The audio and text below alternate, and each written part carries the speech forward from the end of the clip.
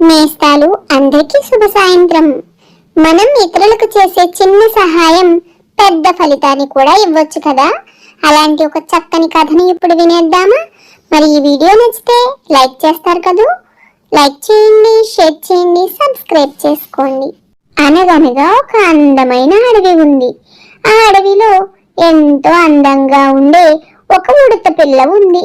ఆ ఉడత చాలా దయగలది. ఎవరికి ఏ సహాయం కావాలన్నా చేస్తూ ఉండేది. ఒకరోజు ఆ ఉడత అడవిలో తిరుగుతూ ఉంటే చెట్టు కింద ఒక పక్షి పిల్ల గాయపడి ఉండడం చూస్తుంది. దానిని చూసి అయ్యో పాపం అని ఎంతో జాలితో మృదువుగా పక్షిని తీసుకుని దానికి ఎన్నో సపర్యలు చేసి గాయానికి మందు రాసి దానికి కావలసిన ఆహార పదార్థాలన్నీ పెడుతుంది. ఆ పక్షి మళ్ళీ తిరిగి ఎగరగలిగే వరకు దానిని ఎంతో జాగ్రత్తగా రక్షిస్తుంది. ఆ పక్షి ఎంతో సంతోషంగా గాయాలన్నీ తగ్గిపోయాక గాలిలోకి ఆనందంగా ఎగురుతుంది. ఎంతో ఆనందపడిన ఆ పక్షి, నువ్వు చేసిన సహాయానికి నేను ఎప్పుడైనా సరే నీకు ఏదైనా అవసరమైతే సహాయం చేస్తాను అంటూ తన కృతజ్ఞతలను ఆ ఉడతకు చెప్తుంది.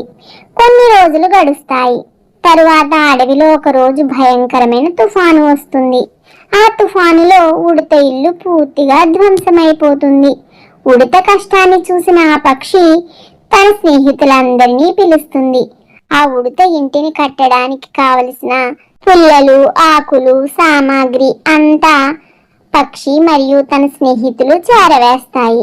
ఆ బుజ్జి పక్షి మరియు తన స్నేహితులు అన్నీ కలిసి ఆ ఉడత ఇల్లు కట్టుకోవడంలో సహాయం చేస్తాయి. ఆ రోజు నుంచి ఉడత మరియు ఆ పక్షి ఎంతో మంచి స్నేహితులుగా మారుతారు.